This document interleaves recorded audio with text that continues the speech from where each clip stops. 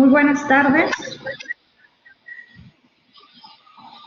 Vamos a continuar con los eventos de los festejos de nuestra 10ª semana de valores. De nuevo cuenta agradecemos la presencia de manera virtual de nuestras autoridades, a la directora, a la maestra Edith Canales Murillo, a nuestro subdirector, el maestro Villa, y nuestra administradora, la maestra Elizabeth García Espinosa, que como siempre han estado acompañándonos a lo largo de este evento, al alumno Gerardo López Leal y a todo su equipo, a nuestra ponente de esta tarde, la maestra Karina Cárdenas Rodríguez, con la conferencia denominada Protección de Datos Personales, porque es importante y cómo debes hacerlo. Me voy a permitir comentar una breve semblanza de la curricular de la maestra Karina Cárdenas Rodríguez. Ella es licenciada en Derecho por la Universidad Autónoma de Baja California, Campus Mexicali. Cuenta con una estancia académica en la Facultad de Derecho y Ciencias Sociales de la Universidad de Castilla-La Mancha, Campus Toledo, en España. Es maestra en Derecho Procesal Civil y Mercantil por el Centro de Estudios Universitarios de Baja California, Campus Mexicali. Cuenta con un diplomado en Juicio Oral Mercantil por el Instituto de Investigación y Estudios Ateneo, y recién concluyó un diplomado en Políticas Públicas contra la Corrupción y para la rendición de cuentas por la Universidad Autónoma de México. En el campo laboral, actualmente se desempeña como coordinadora de la Unidad de Transparencia y Acceso a la Información Pública de la UABC. Se ha desarrollado la coordinación de asuntos jurídicos del Instituto de Transparencia, Acceso a la Información Pública y Protección de Datos Personales del Estado de Baja California. También se desempeñó como funcionaria jurisdiccional en los juzgados tercero y sexto, ambos de rama civil del Partido Judicial de Mexicali, así como en el juzgado segundo familiar del Partido Judicial de Ensenada.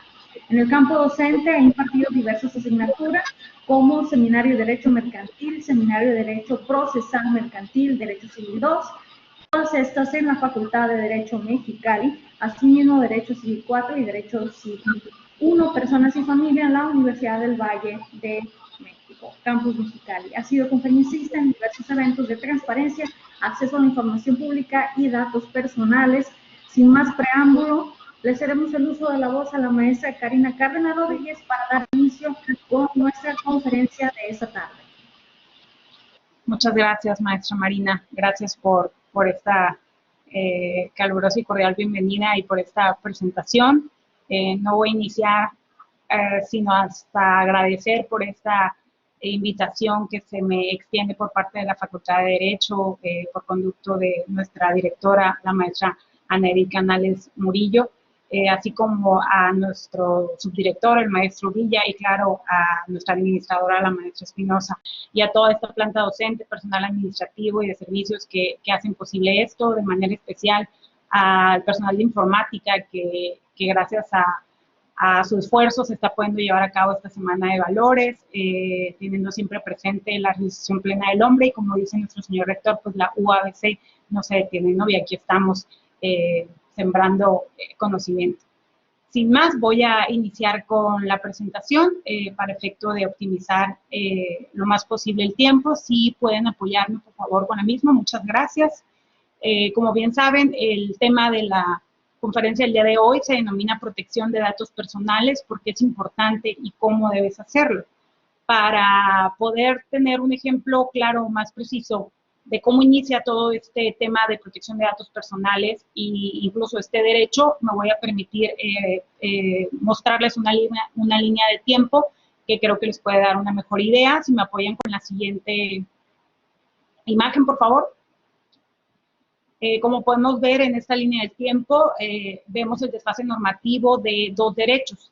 Por un lado tenemos el derecho a la protección de datos personales, pero este derecho a protección de datos no lo podemos ver individual o alienado de lo que es el derecho de acceso a la información pública. Ambos derechos guardan una relación muy puntual y muy específica.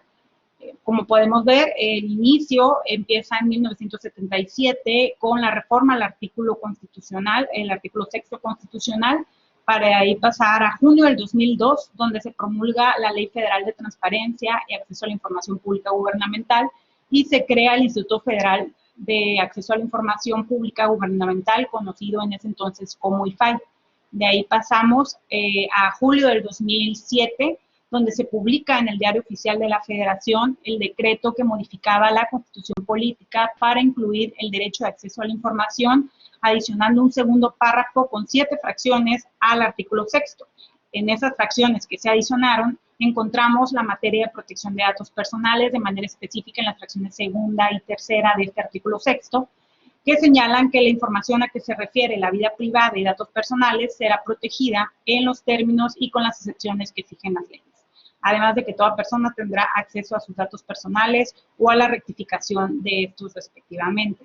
De ahí brincamos a abril del 2009, donde se reforma nuevamente el artículo 73 de la Constitución Política, donde se reconoce el derecho a la protección de datos personales como un derecho fundamental y autónomo. Asimismo, se establecieron las bases para expedir legislación que regular el tratamiento de datos personales en posesión de particulares.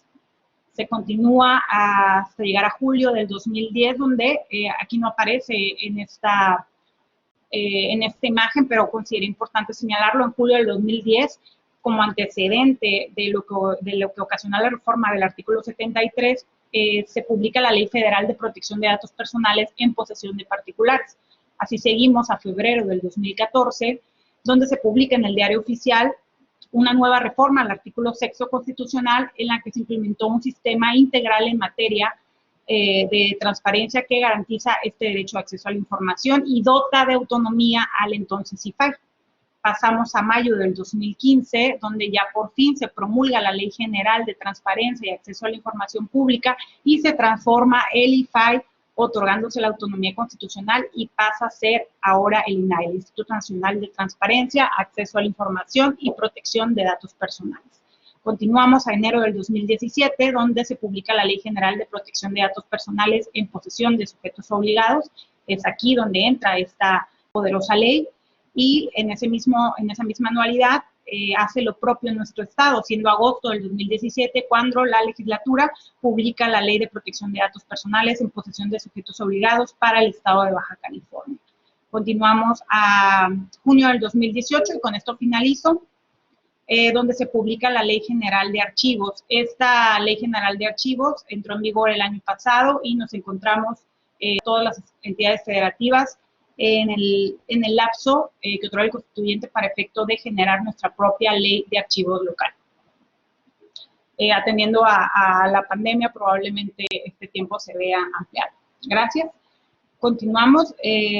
Habla de cuál es el fundamento constitucional para la protección de datos personales. Pues en adición a la línea del tiempo que les mostré, tenemos el artículo 16, párrafo segundo, donde dice que toda persona tiene derecho a la protección de sus datos personales, al acceso, rectificación y cancelación de los mismos, así como a manifestar su oposición en los términos que fije la ley, la cual establecerá los supuestos de excepción a los principios que rijan el tratamiento de datos por razones de seguridad nacional, disposiciones de orden público, seguridad y salud públicas o para proteger los derechos. Entonces aquí de manera expresa encontramos este fundamento de la protección de datos personales, el artículo 16, párrafo segundo. Siguiente, por favor. Como documentos normativos que derivaron de este reconocimiento del derecho, pues nace la Ley General de Protección de Datos Personales que les señalé, y tenemos la Ley de Protección de Datos Personales en posesión de sujetos obligados del estado de Baja California. Ambos, como jurisdicción concurrente, regulan este derecho. Siguiente. Para seguir avanzando en este tema, primero tenemos que tener bien claro qué son los datos personales para poder después llegar a la segunda disyuntiva, que es cómo podemos protegerlos. Si no tenemos claro qué son los datos personales, difícilmente vamos a poder tomar una medida de seguridad que proteja los mismos.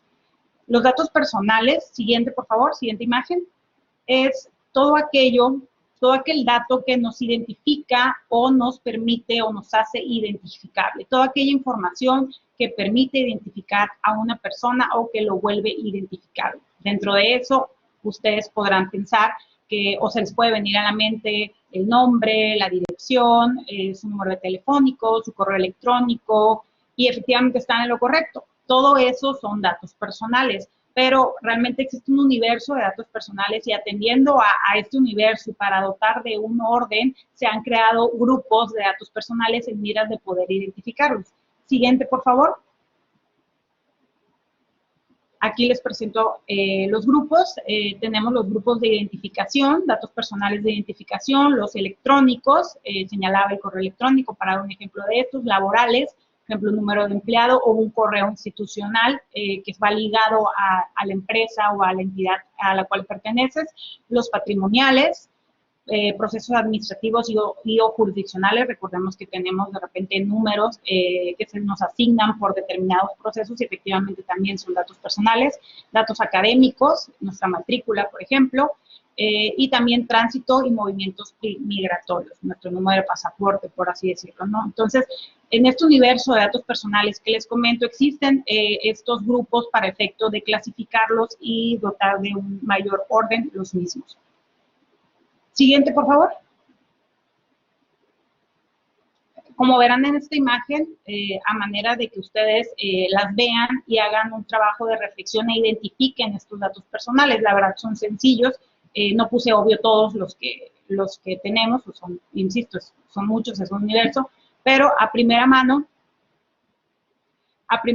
podemos ver el teléfono, tengo aquí el CUR, el Registro Federal de Contribuyentes, el RFC, correo electrónico, ahí aparece una credencial, que también sería la fotografía, en este caso la imagen es un dato personal, nuestra fecha de nacimiento, y si se fijan a la mitad de la pantalla, la divido y veo otros datos, pero arriba pongo el highlight de sensibles. ¿Y por qué? Ahorita les voy a explicar por qué. En estos datos sensibles encontramos nuestra información genética, el ADN, encontramos datos biométricos, también nuestra voz y los rasgos faciales. Todos estos se denominan datos sensibles a la par de los siguientes que les voy a mostrar. Siguiente, por favor.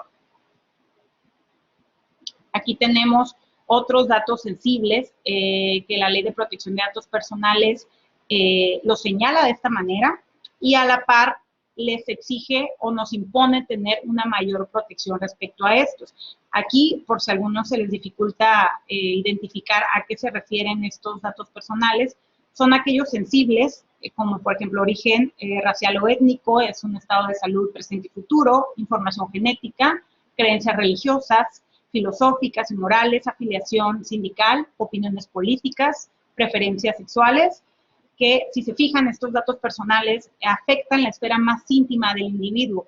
Por ende, alguna malversación, algún mal uso de estos datos personales pueden causar discriminación o provocarle un riesgo grave al titular de los datos, ¿no? A este individuo.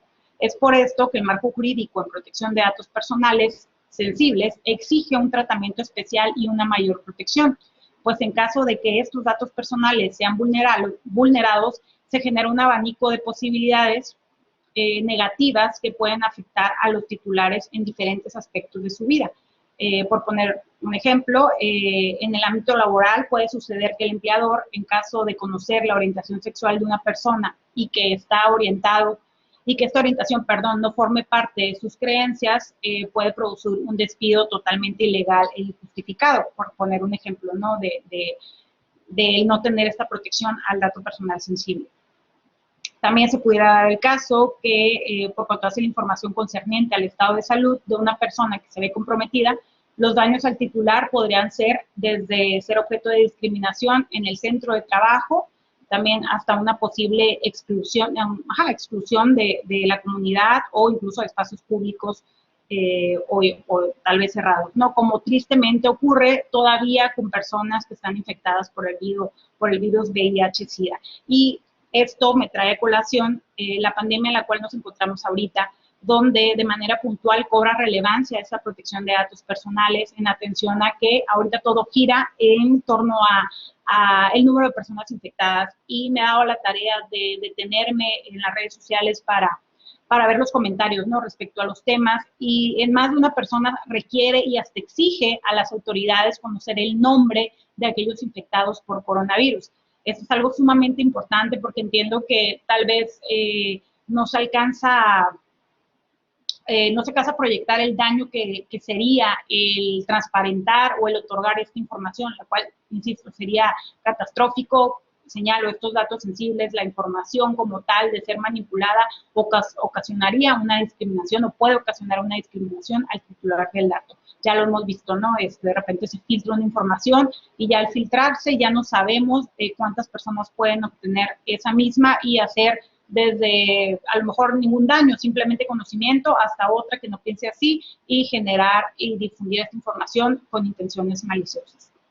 Siguiente, por favor.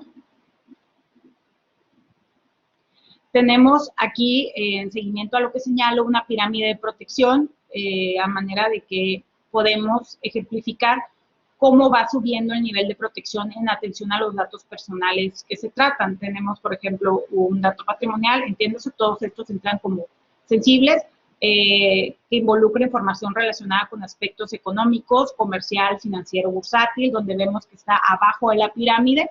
Después pasamos a la social, que involucra las relaciones en un entorno social, tales como vínculos laborales, continúa con un nivel de seguridad 3. Seguimos con la familiar, que corresponde a aspectos del núcleo familiar y afectivo de la persona, afinidad, vínculos familiares y afectivos.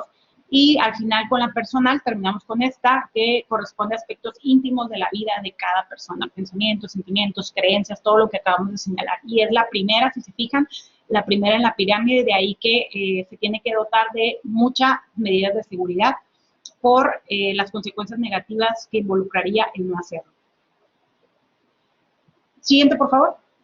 Este derecho a la protección de datos personales también se conoce como habeas data, y este derecho consiste en ofrecer a los individuos los medios para controlar el uso ajeno de la información personal que les concierne.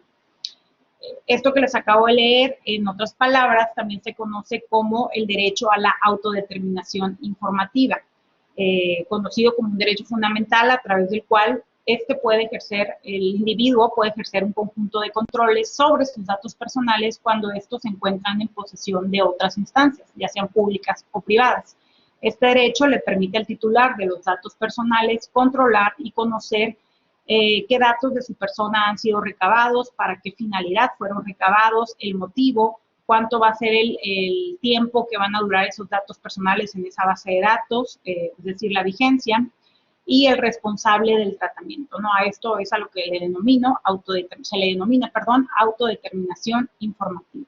Todo esto con el objetivo de proteger la dignidad e intimidad, evitando el uso ilícito e indiscriminado de la información personal. Siguiente, por favor.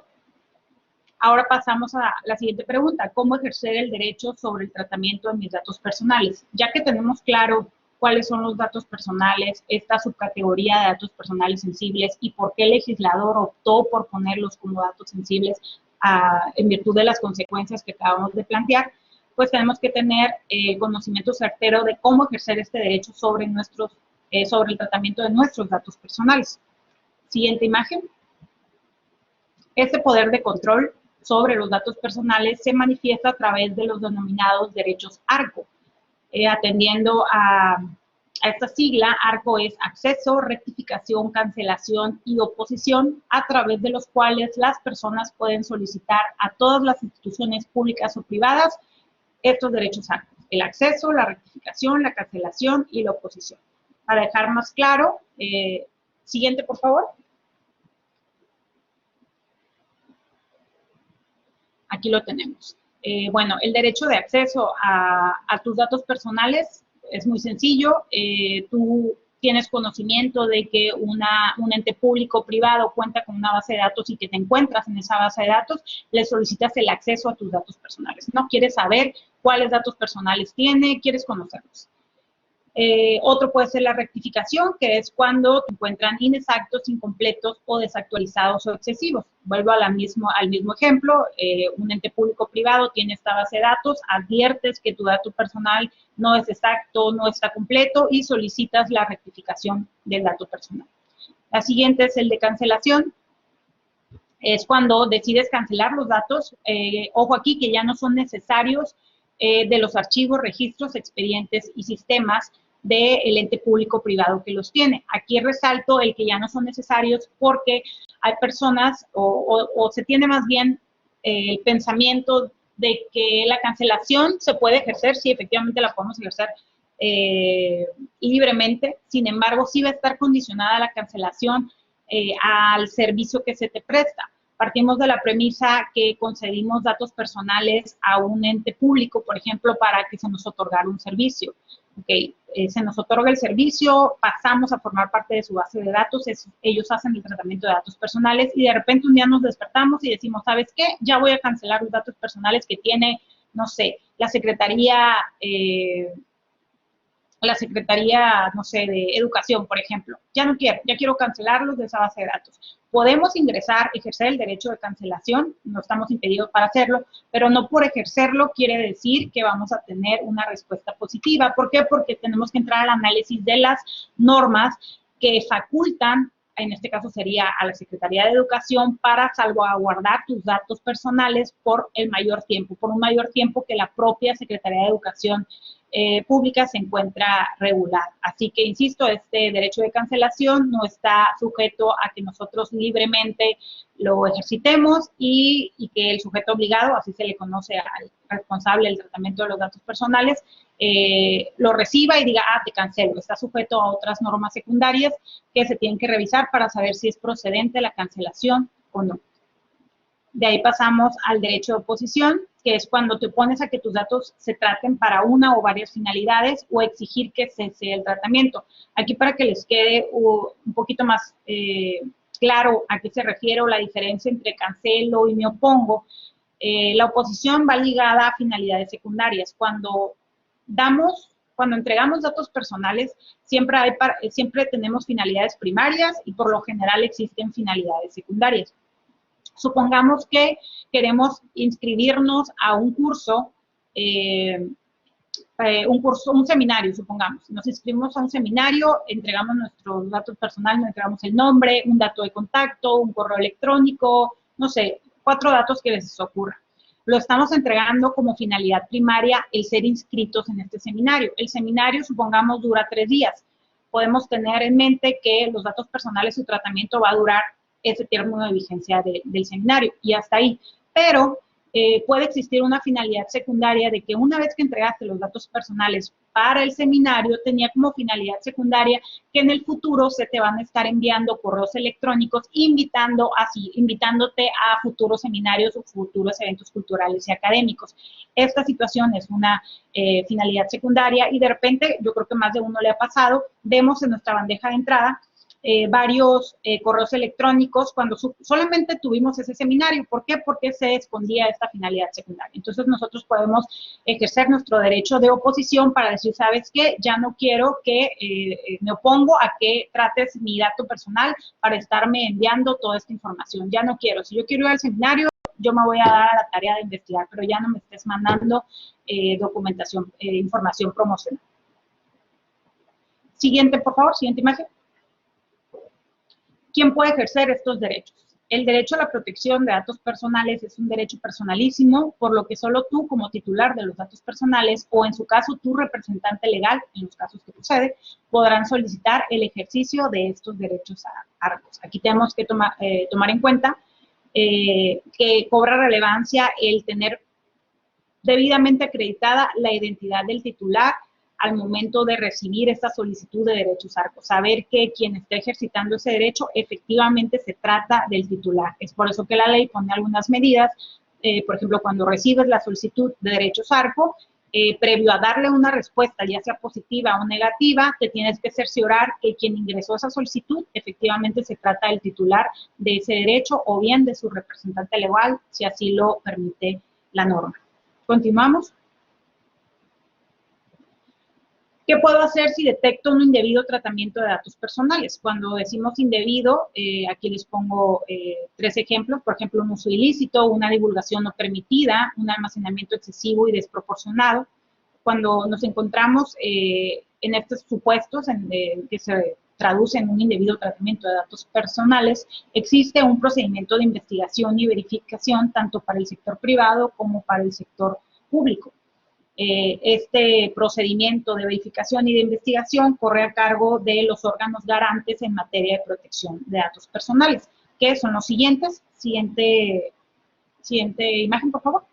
Tenemos al Instituto Nacional de Transparencia, Acceso a la Información y Protección de Datos Personales, y tenemos de manera federal, bueno, Instituto Nacional, vaya, y el Instituto de Transparencia, Acceso a la Información Pública y Protección de Datos Personales del Estado de Baja California. Aquí, si se fijan en pantalla, establezco que el INAI recibe las denuncias del sector privado y las denuncias del sector público federal. Y aparece la liga, por si alguno de ustedes quisieran adentrarse un poquito más en este tema, que la verdad es muy rico, es muy interesante, y me atrevo a decir que pocos traen el tema, y la verdad que sí dan para mucho. Y por cuanto hace al Instituto Local de Transparencia, ellos nada más reciben denuncias en contra del sector público local. Cuando tú tengas o detectes un tratamiento indebido de datos personales, pero se trate del sector privado, forzosamente vas a tener que remitirte al INAI. Lo positivo de estos procedimientos es que son virtuales, entonces tú ingresas a las ligas que les estoy mostrando, es la liga general, pero una vez que ingresas aparecen los apartados que te van guiando el camino para encontrar la denuncia. Son formatos que tú puedes llenar desde tu computadora, lo puedes hacer de manera física si es tu deseo, pero bueno, el INAI sucede en la Ciudad de México, entonces sería trasladarse, pero si nos encontramos en Mexicali, en Baja California, la sede del Instituto de Transparencia se encuentra en Mexicali y también tiene oficina en Tijuana. Entonces ahí podemos presentar nuestras denuncias cuando detectamos que algún ente, si es privado, insisto, es el INAI, que realizó un indebido tratamiento de datos personales. Si es público, local, sería el Instituto de Transparencia y Acceso a la Información Pública del Estado de Baja California, conocido como ITAI. Pasamos a la siguiente, por favor. El aviso de privacidad. Sé que muchos de ustedes han escuchado esta palabra, o más bien esta frase de aviso de privacidad, esta figura jurídica de aviso de privacidad, que es el aviso. Incluso estoy segura que más de uno por lo menos les ha votado el aviso de privacidad y les ha votado la opción de aceptar o no aceptar. Y si han sido curiosos, han puesto incluso no aceptar, y nos topamos con la sorpresa de que si ponemos no aceptar, no podemos seguir adelante con lo que estamos buscando, y parece que nos obligan a poner a aceptar. Y pocos me dirán que realmente lo leen, que es realmente, la verdad es algo malo. O sea, debemos de leer el aviso de privacidad por la siguiente razón. Siguiente. El aviso de privacidad es el documento que se debe poner a disposición del titular de forma física, electrónica o en cualquier formato generado por el responsable a partir del momento en el cual se recaban sus datos personales, con el objeto de informarle los propósitos del tratamiento de los mismos. Entonces, este documento, este aviso de privacidad que se nos está poniendo a la vista, insisto, ya sea de manera física, electrónica, o también dice en cualquier otro formato, puede ser medios sonoros. No sé si a alguno de ustedes ya le ha tocado escuchar el aviso de privacidad cuando de repente nos comunicamos a Telcel o a alguna institución bancaria, ya se estila decir da clic en el número 3 para escuchar nuestro aviso de privacidad, ¿no? Es otro medio a través del cual se difunde este aviso. Pocos lo leen o se quedan escuchando el aviso, pero si de verdad lo analizamos, da cuenta cuáles datos personales nos van a pedir, para qué finalidades, o sea, cuál es el tratamiento de los datos personales. También nos informa si, aparte de recibir sus datos personales, en el futuro este sujeto obligado o este ente público-privado que lo recibe, en el futuro va a realizar transferencias a terceros de tus datos personales. Y si te informa que hace transferencias, te tiene que decir también para qué son las mismas. Y aquí es donde puede nacer este derecho de oposición para que digas, ¿sabes qué? No quiero que hagas esta transferencia, estoy en contra de esa transferencia, te los quiero dar a ti, pero no quiero que tú a su vez se lo transmitas a otra persona. Entonces, de repente nacen estas hipótesis donde, oye, pero yo solo se lo di a él, no sé por qué ahora lo tiene otra empresa, o yo se lo di a un ente y de repente ya me están llamando para ofrecerme seguros, etcétera. Hay ocasiones que tiene que ver con estas transferencias. Nosotros aceptamos el aviso de privacidad y no nos dimos cuenta que había transferencias que nos estaban informando que nuestros datos iban a ser enviados a otro ente que guarda relación con la entidad pública o privada con la que estamos tratando, ¿no? Entonces, al aceptarlo, automáticamente estamos aceptando esa transferencia. El aviso de privacidad debe ser difundido, como señalé, de manera física, electrónica, señalada medios sonoros, también medios ópticos y visuales. También al momento de estar, me ha tocado en las instituciones bancarias, por algún lapso de tiempo en las pantallas, ya estilan estar pasando el aviso de privacidad, ¿no? Y como de repente te toca hacer muchas filas, pues bueno, me lo he aventado y son muy largos. Lo malo del aviso de privacidad es que son largos, letras chiquitas, parecen prácticamente contratos, y por eso mucha gente les da pereza y decide no hacerlo y mejor dan a aceptar porque lo que les importa es obtener la información. Pero insisto, la consecuencia puede ser grave, sobre todo en el tema de transferencias, porque estamos aceptando el tratamiento no solo de quien sabemos que lo va a tratar, sino puede ser que se esconda un tratamiento de un tercero.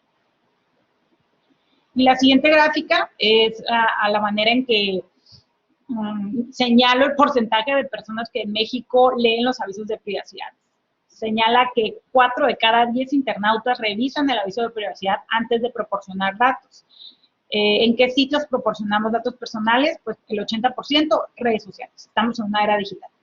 El 40% banca en línea, 30% compras en línea, 20% aplicaciones web, 10% noticia y 8% foros. Entonces, ahí nos podemos dar cuenta de cuántas personas, más bien de la costumbre que tenemos o el hábito de no estar leyendo los avisos de privacidad, ¿no? Y las consecuencias, insisto, negativas que pueden repercutir en nuestra vida privada. Hay otra, ¿no? Las vulneraciones de seguridad. Muy bien, gracias. Las vulneraciones de seguridad se pueden dar, o más bien los datos personales pueden ser vulnerados o lesionados cuando el tratamiento de la información es inadecuado, ya sea porque los titulares o los responsables del tratamiento de datos personales carecen o ignoran las medidas de seguridad físicas, administrativas o técnicas que deben de tener para el tratamiento de los datos. Esta vulnerabilidad se traduce en una debilidad o fallo de un sistema de información que pone en riesgo la seguridad de la información, pudiendo permitir que un atacante pueda comprometer la integridad, disponibilidad o confidencialidad de la misma. Las leyes vigentes de protección de datos personales han determinado como vulneraciones de seguridad las siguientes: pérdida o destrucción no autorizada, el robo, extravío o copia no autorizada, el uso, acceso o tratamiento no autorizado, el daño, la alteración o modificación no autorizada. Estas son algunas de las vulneraciones que identifica la propia norma. Me voy a ir un poco más rápido para alcanzar con las preguntas. En cuanto a pérdida o destrucción no autorizada, a la fecha se han identificado correos electrónicos conocidos como spam, donde se incluyen comunicados engañosos en los que se suplantan páginas oficiales para distribuir sitios web infectados haciendo uso de títulos llamativos. Ahorita con lo de la pandemia del COVID-19, algunos ciberdelincuentes se están aprovechando de todo este pánico que se está generando por el coronavirus y están generando este tipo de páginas falsas que lo que buscan es que abras el archivo adjunto, des clic en una URL que se te adjunta y pues bueno, a través de esto tú estás dándole entrada a este virus infeccioso, a este malware, software malicioso y es básicamente un troyano que roba tus datos personales. Siguiente, por favor. El robo, extravío o copia no autorizada es también aquellas ofertas falsas que de repente nos llegan a través de también correos de spam en busca de víctimas que crean que pueden ordenar. Por ejemplo, aquí lo aterricé en cuestiones de coronavirus para platicarles temas del momento, que pueden ordenar máscaras de protección para mantenerse a salvo del nuevo virus. Lo que realmente sucede es que las víctimas revelan información sensible, personal y financiera de los atacantes. Insisto, estos ciberdelincuentes se aprovechan del pánico que se está viviendo, entonces mandan información sobre máscaras, sobre desinfectantes, etcétera, y mandan un link o un archivo adjunto. Al momento de dar clic, pues bueno, estás permitiendo el acceso. En España, por ejemplo, se dio la suplantación del Ministerio de Sanidad. La Guardia Civil, a través de su cuenta de Twitter, informó sobre una campaña en donde se suplantó la identidad del Ministerio de Sanidad para compartir recomendaciones relacionadas sobre este virus. Siguiente. El uso, acceso, tratamiento no autorizado es el famoso robo de identidad, implica la obtención y el uso no autorizado o ilegal de datos personales. Aquí la Organización Mundial de la Salud, al ser la principal fuente de información sobre el brote de coronavirus, se encuentra entre las autoridades cuya identidad se ha visto más suplantada en las últimas campañas de engaños. Siguiente. El daño, alteración o modificación no autorizada son sitios web conocidos como phishing. Consiste en lanzar el ataque, es decir, el envío masivo de correos con información falsa, una vez que se logra que algunos usuarios pesquen el anzuelo, por eso es phishing. Los ciberdelincuentes obtienen la información mediante enlaces fraudulentos, acceden a las cuentas de la víctima y pueden suplantar su identidad o generar quebranto económico. Siguiente, vemos las consecuencias. Pues, bueno, como consecuencias, ustedes se podrán imaginar algunas. El mal uso de las cuentas existentes, es decir, de las mismas que toman control, al infectar el equipo del titular o bien obtener sus datos con medios engañosos, abrir nuevas cuentas, perpetuar... Alguien está haciendo una pregunta, pero no sé si darle el uso de la voz o no. Si me pueden instruir, maestros. No se preocupe, maestra, nada más es que vamos a habilitar a la persona que va a estar apoyándonos en el chat, que es el presidente de la Sociedad de Alumnos, Gerardo López Leal, por eso es que levantaba la mano, nada. Ok. Ok, muy bien. Bueno, entonces ya vamos a concluir. Como les señalaba, una consecuencia puede ser abrir nuevas cuentas donde se solicitan tarjetas de crédito, realizan solicitudes de préstamos, seguros de automóviles o adquieren bienes pues a nuestro nombre, ¿no? Realmente no somos nosotros. Perpetuar otros fraudes como conseguir tratamientos médicos o servicios, hacerse acreedores a ciertos beneficios que el gobierno otorga, insisto, porque ya saben toda nuestra información, tienen toda nuestra información, publicar los datos y enviar información a lista de contactos conocidos, dañando la imagen pública y reputación de los titulares de los datos, que lamentable, pero sí sucede. Ser objeto de extorsiones, incluso con sus familiares, proporcionándoles información personal de la víctima del robo de información. En resumen, todo esto se traduce en daños patrimoniales, mala imagen pública, daño a su honor e incluso a nuestra integridad física. Y para concluir, como recomendaciones para la protección, pues evitemos dar clic en enlaces adjuntos o descargar archivos de correos no solicitados, ignorar las comunicaciones que les soliciten su información personal. Supongamos que llega sobre un banco que efectivamente tenemos contratado, yo les aconsejo que mejor se comuniquen a los números del banco que ustedes ya conocen y pregunten sobre efectivamente ese correo que llegó donde se está pidiendo esta información. Manténganse especialmente atento a los correos que añaden un sentido de alerta. Por ejemplo, hay ocasiones donde pues, nos están alertando de algo y ya te mandan un archivo adjunto, te mandan una liga y pues todo con la intención de esto, de generar el pánico y que efectivamente des clic. O nos urgen a tomar una acción inmediata. Estar atento ante donaciones fraudulentas o campañas de financiación compartida de proyectos, utilizar software de seguridad en múltiples capas que incluya protección contra el phishing, introduzca el nombre de usuario y contraseña solo cuando la conexión sea segura. Lo mismo ocurre en correos de organizaciones oficiales como bancos, agencias de impuestos, tiendas online, agencias de viajes, aerolíneas, etcétera, incluso nuestra propia oficina. Y una última, la mayoría de las aplicaciones de repente ya te permite, te quieres registrar y te da la opción de registrarte a través de tu Facebook. Entonces yo les aconsejo que no lo hagan, se puede llegar a ligar, o sea, no solo estás dando tu dato personal, estás ya ligando tu perfil de Facebook a través de omitir estos datos por pereza tal vez, ¿no? Entonces el robo sería aún más mayor, estás dando todo tu perfil. Y pues bueno, con esto concluiría lo que es mi participación. Muchas gracias por el tiempo. Aquí está mi correo por si tuvieran algún tema o alguna duda. Y si ahorita no los puedo contestar porque el tiempo no alcanza, con mucho gusto la pueden enviar y yo les contesto por esta vía. Claro que sí, maestra Karina, muchísimas gracias por este tema tan valioso. Este es un tema, una conferencia que teníamos prevista desde hace ya varios meses que por circunstancias ajenas a toda la unidad académica, logística y organización, pues no la habíamos podido hacer llegar a los alumnos y qué mejor que la semana de valores, ¿no? Sea parte de esto. Vamos a invitar a los alumnos que están conectados, a los invitados especiales también y nuestras autoridades que participen en el chat. Vamos a abrir, tenemos el tiempo justo y un buen margen de tiempo para abrir las preguntas, la ronda de preguntas y respuestas.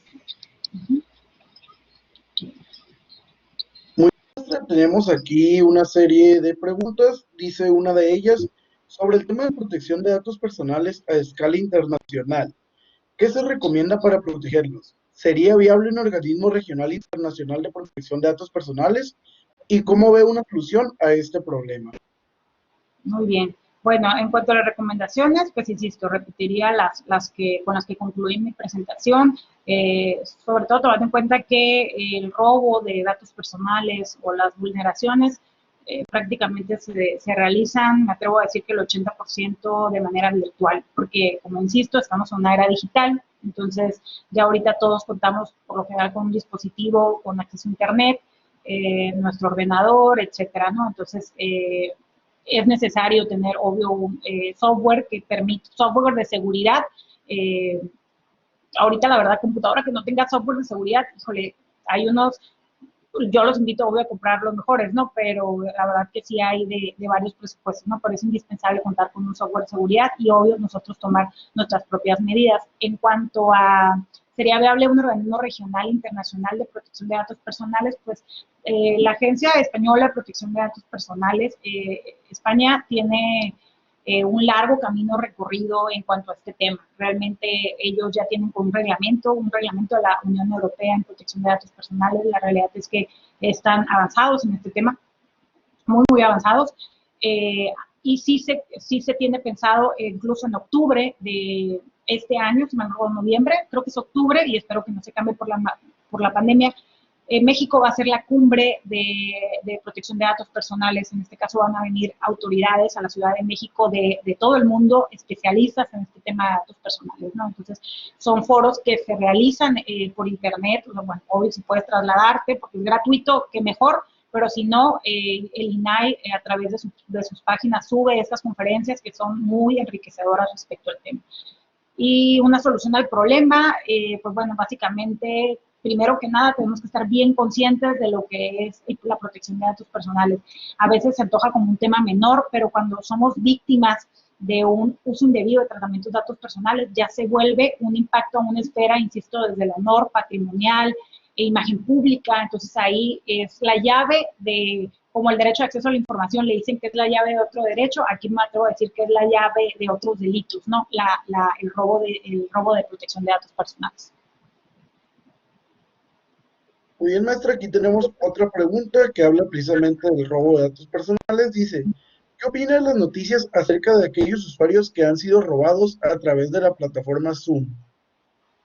Sí, con esto de la pandemia, pues automáticamente nos volcamos todos a lo que es la educación a distancia o el trabajo incluso a distancia y utilizamos este tipo de herramientas, entre ellas pues Zoom, que fue la que básicamente se vio beneficiada con el crecimiento de sus usuarios. Estaba leyendo que tenía creo que 6 millones de usuarios y ahorita ya tiene 300 millones de usuarios. Imagínense todo lo que creció.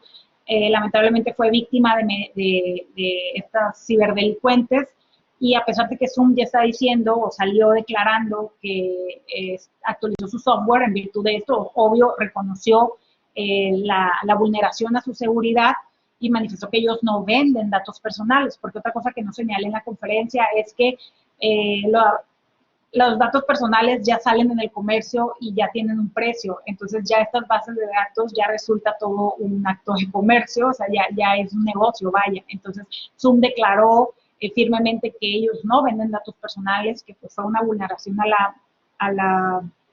a su seguridad, a sus medidas de seguridad y que ya actualizaron el software y se encuentran en constante actualización para evitar que eso suceda, ¿no?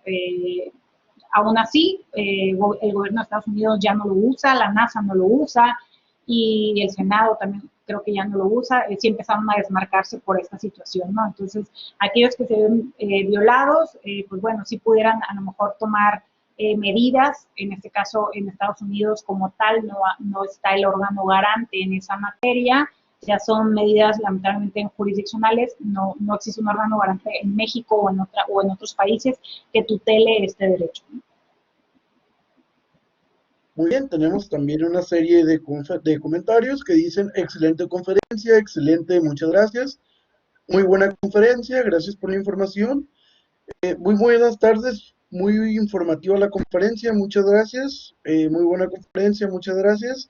Y tenemos aquí otra pregunta que habla precisamente de la venta de datos personales. Dice, ¿cuál es la medida de apremio por vender datos personales?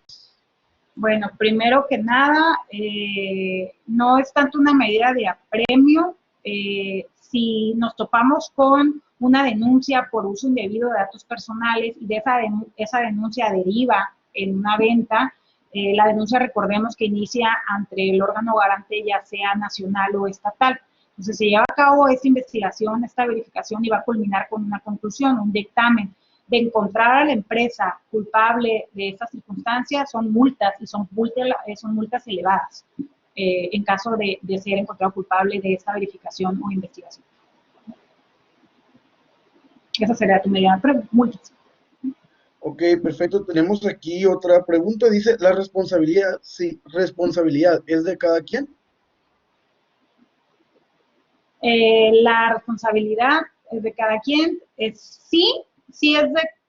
Bueno, no sé si se refiere a título individual. Nosotros efectivamente en nuestra esfera protegemos nuestros datos personales, pero no podemos estar en una burbuja, tenemos que tener interacción con entes públicos y con entes privados. Entonces, al momento de que nosotros realizamos esta transferencia de datos personales, otorgamos datos personales con el objeto de un servicio o con el objeto de alguna actividad, automáticamente la responsabilidad es del sujeto obligado, entiéndase esta entidad público-privada que lo recibe, por eso se llama sujeto obligado o responsable del tratamiento. Entonces, la responsabilidad es compartida, tanto yo de informarme y leer el aviso de privacidad donde se me da noticia de para qué se entrego mis datos, las finalidades, quiénes los van a tratar, etcétera, así como el sujeto obligado de contar con las medidas de seguridad y cumplir con los términos y principios y deberes que impone la ley. Muy bien, seguimos con más comentarios. Dicen, muy interesante plática, muy buena e importante información, licenciada, y usted muy atenta. Felicidades. Ya por cuestiones de tiempo, pasamos a la última pregunta, que dice así: ¿existe algún trascendente caso que haya llegado a la Suprema Corte respecto a la violación de datos personales? Respecto a la violación de datos personales, tenemos antecedentes, sí existen, sobre todo porque van ligados con filtración de datos personales que impactan en la violación al honor. De ahí que la propia Corte, cuando visiten la página, tiene, todos los entes públicos tenemos un comité de transparencia, que el comité de transparencia, dentro de sus funciones, es deliberar temas tanto de transparencia como protección de datos personales, y emiten resoluciones. La Corte no es la excepción, la Corte tiene su comité de transparencia y emite resoluciones al respecto. Entonces, van a encontrar un gran catálogo de resoluciones de protección de datos personales muy importantes, que yo los invito a que las lean. No solo hay unas, hay varias, donde ya se pronuncian desde si las personas morales tienen datos personales o si el dato personal solamente es para personas físicas. Encontramos desde los datos personales, por ejemplo, la pirámide de seguridad que les planteaba al principio. Empezaron a salir más datos que al principio no se constituían como datos personales, y de repente, como avanzó el derecho, ya se empiezan a reconocer. Entonces, realmente no hay una, hay varias. Los invito que asistan y que lo vean. Son, la verdad, que varios. Perfecto. Bueno, entonces me permito hacerle llegar, maestra, por parte de la dirección de la facultad, la maestra Nedith Canales Murillo, un reconocimiento, asimismo, de parte de nuestro subdirector, el maestro Roberto Villa González, y pues a nombre de la sociedad de alumnos y un servidor, le agradecemos su intervención, y pues nos permitimos hacer entrega de manera virtual de su debido reconocimiento, que a la letra dice así. Si nos pueden apoyar a ponerlo en pantalla, perfecto. Dice: Universidad Autónoma de Baja California, Facultad de Derecho Mexicali, Coordinación de Difusión Curricular y Comité Directivo de Sociedad de Alumnos, otorga y presenta reconocimiento a la maestra Karina Cárdenas Rodríguez por impartir la conferencia denominada Protección de Datos Personales, porque es importante y cómo debes de hacerlo, celebrada en el marco de los festejos de la 10ª Semana de Valores, dirigida a los alumnos de la licenciatura en Derecho Mexicali, bajo la modalidad virtual en la plataforma Blackboard. Mexicali, Baja California, 29 de abril de 2020, por la realización plena del hombre, firman la maestra Nedith Canales Murillo, directora de la Facultad de Derecho, y un servidor, Gerardo López Leal, presidente de la Sociedad de Alumnos. Maestra Karina, muchas gracias por su intervención. Es un honor y un gusto tenerla con nosotros aquí en esta 10ª Semana de Valores, y pues bueno, agradecemos su muy apreciable participación. Por nuestra parte sería todo, y muchas gracias. No, muchísimas gracias a ustedes por la invitación. Reitero otra vez el gusto que me da siempre colaborar con mi facultad, no solo porque fueron parte de la planta docente, sino porque lo veo como que regresa un poquito de lo mucho que me da mi universidad. Así que yo encantada, siempre de apoyarles. Muchas gracias, maestra. Que pase buena tarde. Igualmente, saludos.